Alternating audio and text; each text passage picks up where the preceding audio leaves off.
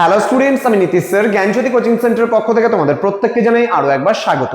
তো স্টুডেন্টস, আজকে আমি তোমাদের সঙ্গে যে বিষয়টি নিয়ে আলোচনা করব সেটা হচ্ছে এনইপি 4 ইয়ার আন্ডার গ্র্যাজুয়েট প্রোগ্রামের অধীনস্থ যে সমস্ত ছাত্রছাত্রীরা যারা নর্থ বেঙ্গল ইউনিভার্সিটি আন্ডারে বিভিন্ন কলেজগুলোতে পড়াশোনা করছো তাদের জন্য কিন্তু আজকের এই ক্লাসটি ভীষণ গুরুত্বপূর্ণ। তার কারণ তোমাদের ফার্স্ট সেমিস্টারের পরীক্ষা কিন্তু একেবারে হাতের নাগালে চলে এসেছে। ফেব্রুয়ারি মাসের 19 তারিখ থেকে পরীক্ষা হওয়ার সম্ভাবনা কিন্তু রয়েছে। এখনো পর্যন্ত অফিসিয়াল নোটিফিকেশন দেওয়া হয়নি। অফিসিয়াল নোটিফিকেশন দিলে পরে আমাদের চ্যানেলেই কিন্তু সবার প্রথমে তুমি পেয়ে যাবে।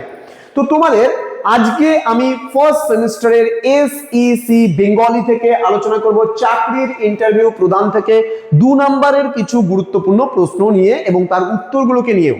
তো আজকে ক্লাসটি বিস্তারিত আলোচনা করার পূর্বে তোমাদেরকে বলে রাখি, যারা এখনো পর্যন্ত আমাদের চ্যানেলটিকে সাবস্ক্রাইব করোনি তারা অবশ্যই চ্যানেলটিকে সাবস্ক্রাইব করে পাশে থাকা বেল আইকন অল প্রেস করে দাও, যাতে নেক্সট টাইম থেকে কোনো ভিডিও আপলোড করলে তার নোটিফিকেশনটা তুমি সবার আগে পেতে পারো। এছাড়া যারা ভাবছো যে অনলাইনে আমাদের ক্লাস জয়েন করবে তারা অবশ্যই যোগাযোগ করবে আমাদের অফিসিয়াল নাম্বার 7076398606 নম্বরে অথবা 6295916282 নম্বরে। তোমাদের টোটাল কোর্স ফি রয়েছে তোমাদের এই সাধ্যের মধ্যে জাস্ট কিন্তু 1199 রুপিস ফর মেজর কোর্সের স্টুডেন্টরা অল সাবজেক্ট পড়তে পারছো এবং মাল্টিডিসিপ্লিনারি কোর্সের স্টুডেন্টরা কিন্তু মাত্র 699 রুপিসের বিনিময়ে পুরো কোর্সটা আমাদের কাছে করতে পারছো।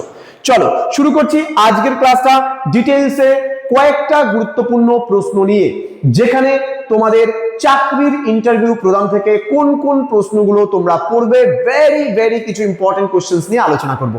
সবার প্রথম প্রশ্ন যেটা নিয়ে আমি আলোচনা করছি সেটা হলো চাকরির ইন্টারভিউ কি অথবা চাকরির ইন্টারভিউ কাকে বলে, অর্থাৎ চাকরির ইন্টারভিউ বলতে আমরা কি বুঝি, এই নিয়ে কিন্তু আজকের এই ক্লাসটি প্রথম যে প্রশ্নটি রয়েছে সেই প্রথম প্রশ্ন। দেখো কি বলেছে, চাকরির ইন্টারভিউ হলো এমন একটি আনুষ্ঠানিক কথোপকথন যেখানে নিয়োগকর্তা এবং নির্বাচক মণ্ডলী একজন প্রার্থীর যোগ্যতা, দক্ষতা এবং ব্যক্তিত্ব সরাসরি যাচাই করেন।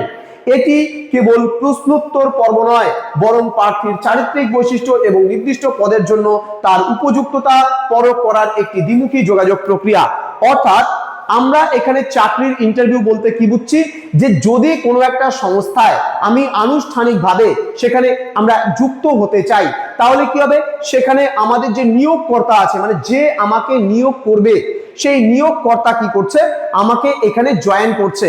অর্থাৎ সে আমার চারিত্রিক বৈশিষ্ট্য, আমার বডি ল্যাঙ্গুয়েজ সমস্ত কিছু কিন্তু যাচাই করে নেবে। ওই একটু সময়ের যে কথোপকথন হবে সেই কথোপকথনের মধ্যে দিয়ে কিন্তু সে আমাকে দেখে নেবে যে আমার মধ্যে কতটা কোয়ালিটি আছে এবং সেই কোয়ালিটি দেখেই কিন্তু সে আমাকে নেবে। সাপোজ মনে করো আজকে আমাদের সেন্টারে আমি একজন টিচারকে জয়েন করব, তাহলে তার ইন্টারভিউ আমাকে নিতে হবে। অর্থাৎ সে চাকরি পাওয়ার ক্ষেত্রে তার যে আমি কথোপকথন করছি, ইন্টারভিউ মানে সাক্ষাৎকার, তাহলে যে সাক্ষাৎকার নেওয়া হচ্ছে তাকেই আমরা বলছি চাকরির ইন্টারভিউ প্রদান। ক্লিয়ার? নেক্সট যে প্রশ্নটায় আমরা চলে আসব, কি রয়েছে, চাকরির ইন্টারভিউ দিতে গেলে মনে করো তুমি কোথাও চাকরির ইন্টারভিউ দিচ্ছ, তো চাকরির ইন্টারভিউ দিতে গেলে কোন কোন বিষয়ে বা কি কি বিষয়ে গুরুত্ব দিতে হবে।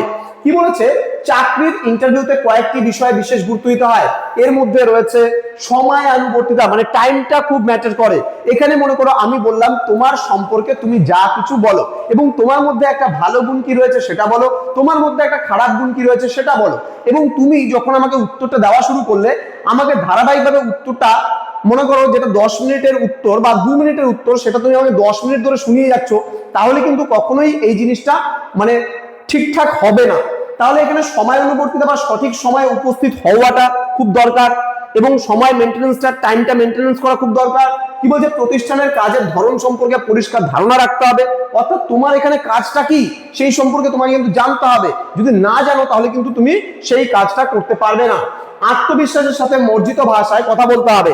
অর্থাৎ আত্মবিশ্বাস মানে কি, যেটাকে আমরা বলি সেলফ কনফিডেন্স, অর্থাৎ সেলফ কনফিডেন্সের সঙ্গে আমাকে কিন্তু সঠিকভাবে আমার মানে যে প্রশ্নগুলো আমাকে প্রশ্নদাতা মানে করবেন তাকে কিন্তু আমাকে সঠিকভাবে উত্তরটা দিতে হবে। দেখবো যে এছাড়া নিজের দক্ষতা এবং অভিজ্ঞতার সাথে পদের সামঞ্জস্য তুলে ধরা কিন্তু অত্যন্ত জরুরি। অর্থাৎ তুমি যেই পদে রয়েছো সেই পদের কিন্তু সামঞ্জস্যটা তুলে ধরতে হবে। তো আশা করি বুঝতে পেরেছো এই কোশ্চেনটা। নেক্সট প্রশ্নে আমরা এগিয়ে যাব। পরবর্তী প্রশ্নটা কি রয়েছে সেটা আমরা দেখে নেব। এখানে বলছে যে চাকরির ইন্টারভিউ দিতে গেলে কি কি ধরনের প্রশ্ন হতে পারে, মানে যে প্রশ্নকর্তা আছে সে আমাকে কত রকমের প্রশ্ন করতে পারে। দেখো কি বলছে, চাকরির ইন্টারভিউ দিতে গেলে কি কি ধরনের প্রশ্ন হতে পারে।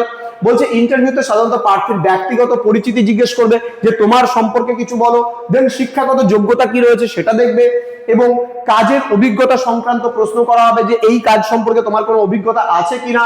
এছাড়াও প্রার্থীর শক্তি ও দুর্বলতা, কেন তিনি এই চাকরিটি বেশি পছন্দ করেছেন বা করতে চান, এবং বিভিন্ন কাল্পনিক সমস্যা সমাধানের দক্ষতা যাচাইমূলক প্রশ্ন বা সিচুয়েশনাল কোশ্চেনও কিন্তু তাকে করা হবে, যে একটা মানে সিচুয়েশনে পড়লে সে কি করে সেই সমস্যাগুলোর মোকাবিলা করতে পারে সেটাও কিন্তু দেখা হবে এই চাকরির ইন্টারভিউয়ের মাধ্যমে। পরবর্তী যে প্রশ্নটি রয়েছে সেই প্রশ্নটি বলছে, মানে এটাই শেষ প্রশ্ন আজকে। কি বলেছে দেখো, ইন্টারভিউতে পোশাক পরিচ্ছদ কেমন হওয়া উচিত।